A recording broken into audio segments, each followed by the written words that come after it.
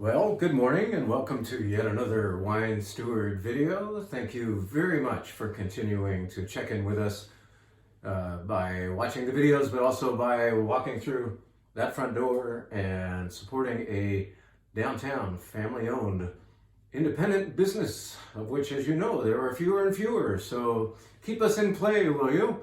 And continue to participate here with all the wonderful things that we can offer you, including beautiful food items, including these. Now, this is kind of hard to identify, so let's give it the proper identification with a sign and say that yes, burrata is back. A little earlier this year. We tend to give it a break during the winter months when your tomatoes are obviously done for, the vines at least in the backyard, and no tomato that's you're picking up at the store tends to be very good.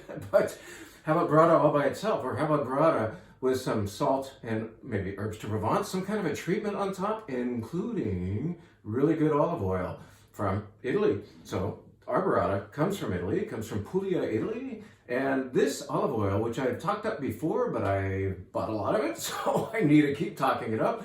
This comes from Montalcino in Tuscany, Italy. And in fact, it's made by a producer of the great wine, Brunello di Montalcino. This is a very good producer thereof, named Ciacci Piccolomini.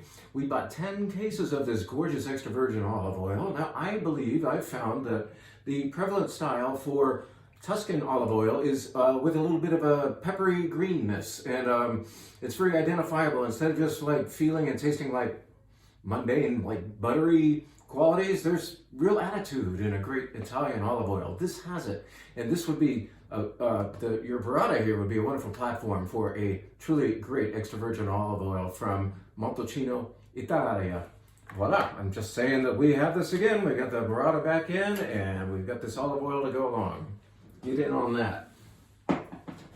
Now, where are we today? We are speaking to you not from upstairs in my office or up there at the wine bar.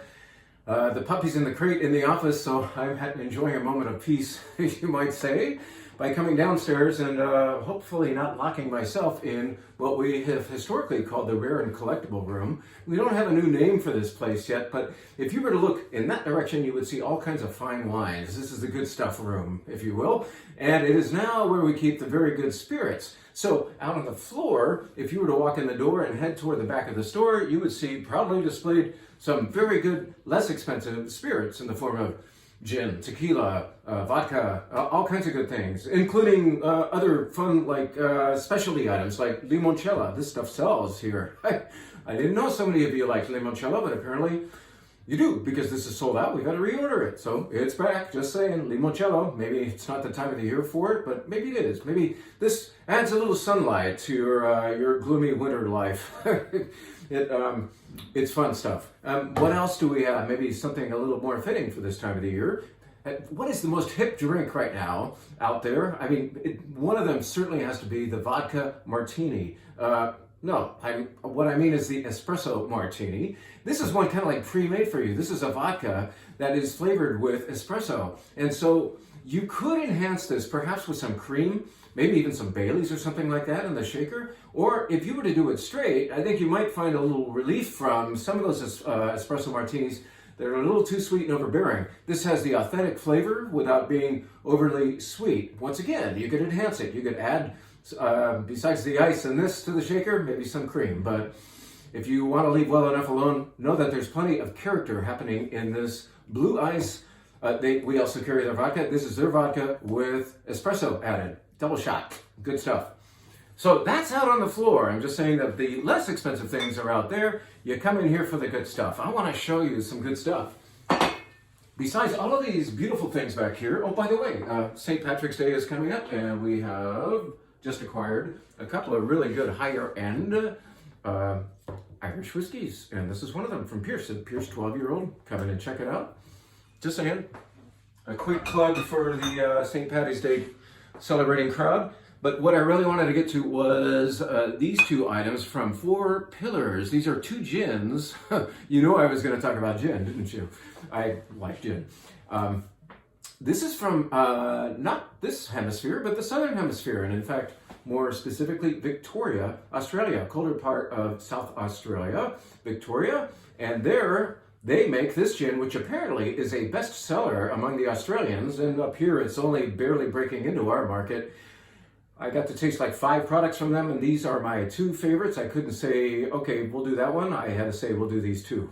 So this one, they advertise exactly what they do in the titles. Olive leaf. And yes, it uses olive leaf in the distillation, and even some olive oil. And as you would expect, it's not weird at all, but there's a beautiful texture going on here that's a little richer. And I had this in a martini last night. I didn't use too much vermouth because I didn't want to cover up that more nuanced olive oil. I usually use a twist in lemon. I've got Buddha's hands growing out in the backyard right now, so lately I'm putting them in my gin martinis.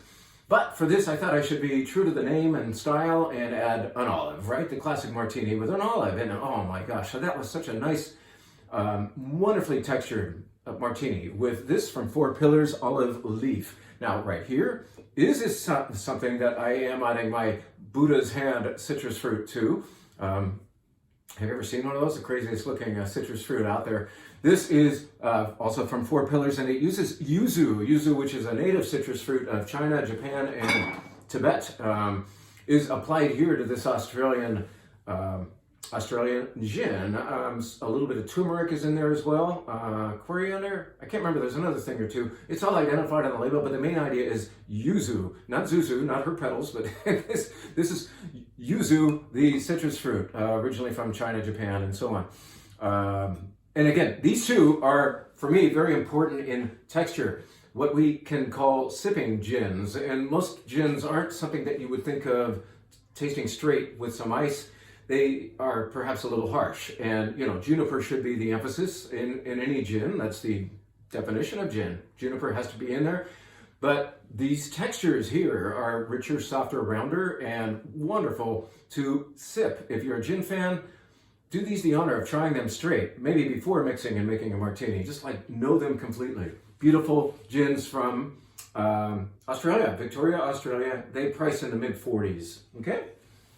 Now, of course, our name is the Wine Steward, so we should talk about wine a little bit. Let's tell you about what's in this room besides spirits. How about that? Just so you know, we still have fantastic champagne in the form of Tanger's Comte de Champagne. There's only 2 of them I'm looking at. Oh, I see 3. Anyway, that's one of the great ones. That's our answer to the question, you carry Dom Perignon? I say, well, we're not Costco, so we don't. But we have this. This is what we feel is just as good, if I think it's better, and it costs less, and. Anyway, proud to have some of that in here. But let's move on to what I really meant to talk about, and that is what's going on upstairs at the wine bar right now. As soon as you arrive up there, we are ready to pour this. This is a sparkling wine of the week, and it is called Closerie des Lys. Lys or lilies, and this is from Limoux. Limoux is in the foothills of the Pyrenees, so you're almost in Spain when you're visiting Limoux here in southwest France. And Limoux may in fact be the place where sparkling wine was first intentionally made. Not up in Champagne, but down here. There's a bit of a little banter, if not a friendly argument about who did it first. So Limoux may in fact be the source of the first sparkling wine ever made. Intentionally, that is. All wine is sparkling. Did you know that? All wine is sparkling, at least for a week or 2. You know, carbon dioxide is a byproduct of fermentation, right? But we let the CO2 escape and make a still wine, or we make a sparkling wine. We trap the CO2. In this case, just like champagne, this is a second fermentation happening in bottles. So it is a Crémant de Limoux. Crémant meaning it has to have second fermentation done very inconveniently in individual bottles, and it's very good stuff. This is a combination of Chardonnay and Chenin Blanc and Mosaic, which is very unique to that area. Mosaic, M-A-U-Z-A-C, and a little bit of Pinot Noir happening here too. And the texture is fluffy and fun. It's dry, but super easy to sip. It's a very nice sparkling wine from Limoux, France, and a very pretty label, don't you think? All right. Now let's tell you about one wine that is in the white wine flight, and it ain't white. This is the brand new 2023 La Fouquette, fun to say, Fouquette Rosé from Provence. We just received 6 different brand new rosés, and therefore we have enough to start our our fancy rosé section up front. The first thing you see when you come in the door and look to the left is a lot of pink. And the first wave of the 2023s have arrived, including 5 of them from the importer Jeff Wilburn. And this is one of our favorites every year, La Fouquette. This is going to be a blend of Grenache and Cinsault and 20% roll. Roll is also known as Vermentino, or maybe Vermentino is also known as Roll. It depends on which country you're in. The French want you to say Roll on the back label, and the Italians, of course, would be saying Vermentino. And anyway, Fouquette is beautiful. I showed it to the Las Positas College class just last night, saying this came in on Tuesday. It's Wednesday. We are going to have a brand new arrival. And so they were treated to the very first taste of La Fouquette, perhaps in the whole Bay Area. And anyway, now you may have some. This isn't the white flight, but it finishes it off. So we're going to end with a little bit of pink just to celebrate the coming of rosé, since it's so nice and warm and dry out there. Not really, but why not pretend it is and have some of this. Now, let us tell you about 2 wines that are in the red flight.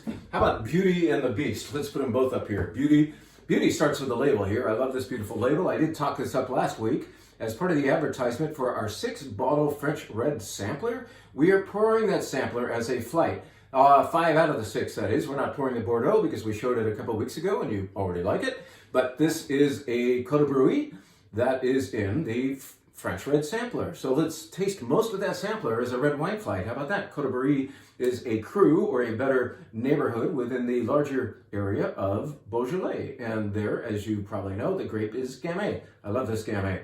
We show it to you in a Burgundy glass, a Pinot Noir style glass, and you smell it a lot, and you say, man, Burgundy up just north of here can't give me this much character for this price. This is, besides a beautiful label, a beautiful, beautiful Gamay.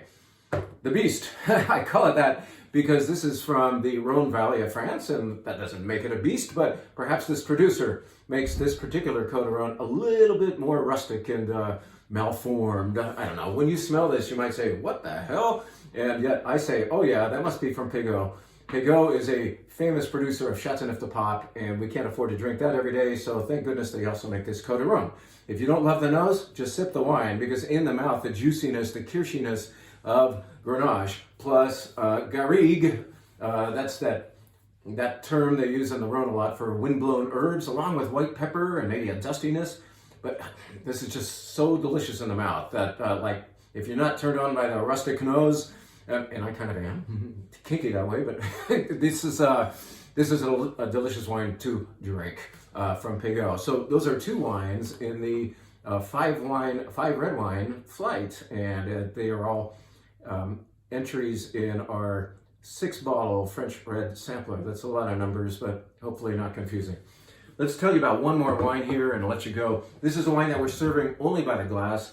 We had this in the Red Collector Club, which gets really good Napa juice typically, a couple of months ago, and we ran a little short. So our club members, the ones coming in late and getting their wines now, where's the other wine? Well, okay, we got to get you some of that Robert Craig. So we reordered. What I have is a little inventory logistical problem in that to get the right price, we have to order 3 cases of this. That's 36 bottles. We needed like 10 or 11 for the club. So what do? You put it up at the wine bar, which is what we did last time, which is probably why we had the inventory problem. In fact, people were willing to buy up for a glass of this beautiful, sumptuous Howell Mountain Cabernet-based blend from the venerable Robert Craig. Well, not so venerable as a human being. He has, in fact, passed away. But the winery continues, and so does their style. They are always a slightly more traditional. Yes, there's beautiful fruit, but there's a lot of structure here. And this is gorgeous Cabernet-based wine that is offered by the glass. You do have to buy up a little bit for it, but when you taste it, you'll say, I am in the presence of not just a good wine, but a great wine. And that is one of the wines by the glass, so is a beautiful Pinot Noir and so on. There's a lot of options up there. We have a lot of beautiful variety for those visiting the wine bar, and we hope to see you soon up there on the sales floor. Thank you for your wine club memberships. By the way, the wine club notes for February finally made it out, so check your email box. And thank you to all 85 of you who signed up and filled up immediately our upcoming Spanish wine event. That is, in fact, sold out. But I'm grateful to you hordes of people. So apparently Spain's still working around here. How about that? I can't wait. Eric's going to do not 2, but 3 big paellas, and I'll do the tortilla española and so on. So can't wait to see you guys. That's enough digressing. Thank you. Have a great weekend and spend some of it here at the Wine Steward.